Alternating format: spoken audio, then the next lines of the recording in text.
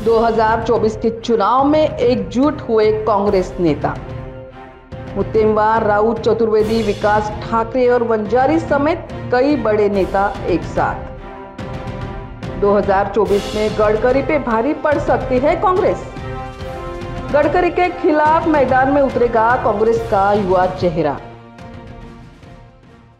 नाही, कसं आहे की ही निवडणूक देशासाठीच महत्त्वाची आहे आणि ज्या तऱ्हेने या 10 वर्षामध्ये या मोदींनी आणि त्यांच्या सरकारने देशामध्ये जे अनेक प्रश्न निर्माण केलेले, देशाची दिशा बदललेली आहे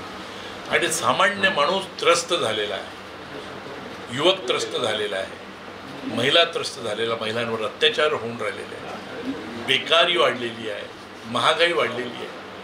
आणि त्या दृष्टीने सदैव हा बालेकिल्ला राहिलेला हा नागपूर मतदारसंघ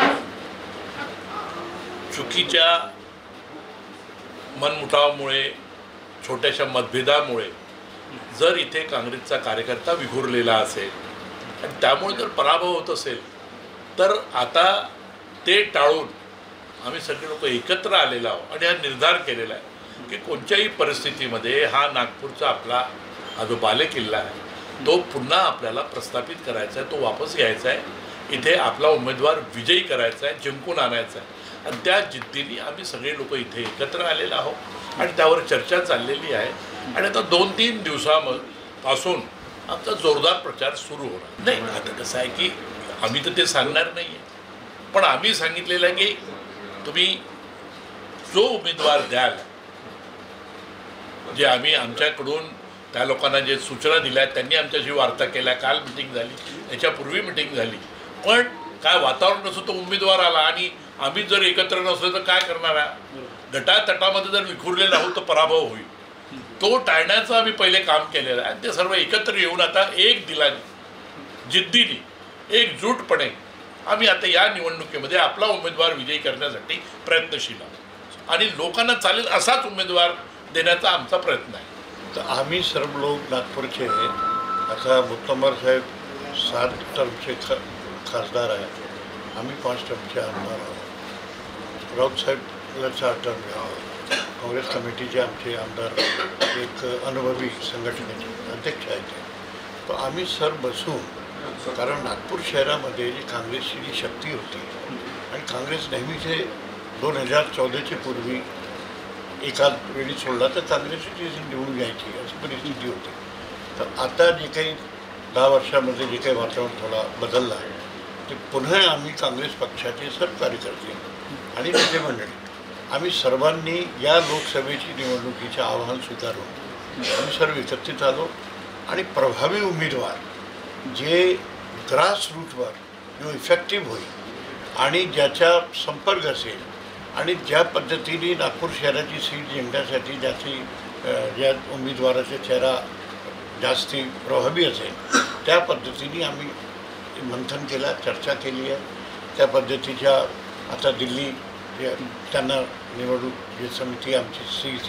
त्याला कॅन्डिडेट ठरवायच्या आणि ते ठरवतील कॅन्डिडेट ठरवल्यानंतर आता आमची त्यांची जी काही चर्चा सुरू आहे तर नागपूर शहरामध्ये यावेळी आम्हाला आमच्या कॅन्डिडेट निवडून आणायचे आणि काँग्रेसने मोठं आव्हान, याचा प्रभाव विदर्भावर, सेंट्रल इंडियावर आणि राज्यावर 100% पडणार आहे आणि नागपूर शहरामध्ये जे काही प्रचार होता, इथे कोणी उमेदवार नाही, काही फाईट नाही, कोणी लढायला तयार नाही, तशी परिस्थिती नाही। इथे अंडर करंट हा काँग्रेसच्या बाजूला सेक्युलर फोर्सेसच्या इथे मोठा अंडर करंट आहे आणि या मोठे अंडर करंटला जर आम्ही व्यवस्थित पद्धतीने संघटनात्मक जर प्लॅनिंग करून आम्ही पुढे गेलो तर 100% आमची इथे विजय होणार आहे आणि इथून काँग्रेस पक्षाला या नागपूर शहराची व्यूहरचनेमुळे 100% बाकी पार्टमध्ये सुद्धा याचा फायदा होणार आहे। आज संपूर्ण विदर्भामध्ये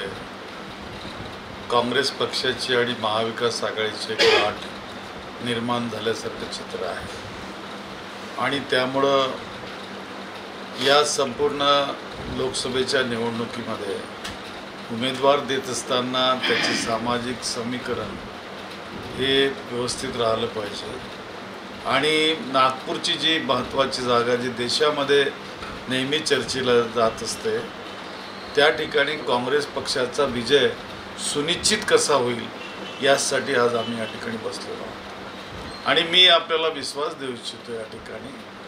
की आम्ही जे सर्व या ठिकाणी बसलो निश्चितपणे नागपूरच नव्हे तर विदर्भातल्या सर्वच्या सर्व जागा आम्ही विजयी केल्याशिवाय राहणार नाही, हा संकल्प आम्ही आज या ठिकाणी घेतला. नागपूरमध्ये तुम्हाला शॉकिंग असा चेहरा मिळेल आणि तरुण चेहरा मिळेल, ज्याची अपेक्षा कधी कुणी केली नाही. आजपर्यंत नागपूर शहरात बहुजनांचं वर्चस्व राहिलं आहे आणि यापुढे त्यांचंच वर्चस्व आपल्याला दिसल्याशिवाय राहणार. मला वाटतं की याच्या आधी मी सांगितलेलं आहे की निवडणुकीची तयारी करण्याची जबाबदारीच माझी आहे शहर अध्यक्ष म्हणून, आणि ती तयारी पूर्ण करून चुकलो आहो. प्रचाराला आम्ही लागणार आहे, आमचं काम चालू आहे. आता उमेदवार निवडीबाबत आमचे वरिष्ठ ज्यांना निवडणुकीचा अनुभव आहे, 7दा 4दा 5दा सगळे लढलेले तिन्ही आमचे दिग्गज नेते इथे आहेत आणि आम्ही इथे कशी काय व्यूहरचना लढायची, कोण उमेदवार द्यायचा या संदर्भात आता चर्चा चालू आहे. आणि मला वाटते की चांगला उमेदवार देण्यासंदर्भी निर्देश आमचे तिन्ही नेते आम्हाला दिले. काँग्रेस कमिटीची ऑलरेडी आमची नागपूरमध्ये आणि सर्वच ठिकाणी तयारी आहे. विदर्भामधला नागपूरची ही लोकसभेची सीट अत्यंत महत्त्वाची आहे आणि खरं म्हणजे नागपूर लोकसभा ही 12दा काँग्रेसने जिंकलेली आहे आणि त्याच्यामुळे हा आमच्या काँग्रेसचा हक्काचा बालेकिल्ला आहे आणि म्हणून तो बालेकिल्ला परत काँग्रेसला मिळायला पाहिजे. अशा पद्धतीचा नितीन गडकरींचा पराभव करणारा उमेदवार आम्ही आज ठरवलेला आहे. ते नाव आम्ही दिल्लीला सगळ्या संमतीने पाठवलेलं आहे. दिल्लीने एकदा घोषणा केली की मग आमची तयारी सुरू. आम्ही सगळेजण सज्ज आहे.